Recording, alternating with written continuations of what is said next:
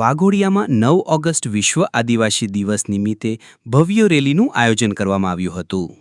વાઘોડિયામાં વિશ્વ આદિવાસી દિવસ નિમિત્તે ભગવાન બિરસા મુંડા પ્રતિમાને દીપ પ્રાગટ્ય કરી એસટી ડેપોથી રેલી પ્રસ્થાન કરવામાં આવી હતી। આ રેલી વાઘોડિયા નગરમાં રેલી ફેરવી પરત એસટી ડેપો પાસે રેલીનું સમાપન કરવામાં આવ્યું હતું। વાઘોડિયા આદિવાસી સમાજ તેમજ તાલુકાના આદિવાસી સમાજ દ્વારા આદિવાસી પહેરવેશ પહેરી આ ભવ્ય રેલીમાં ટીમલીના તાલે આદિવાસી સમાજના ભાઈ બહેનો ટીમલી નાચ્યા હતા।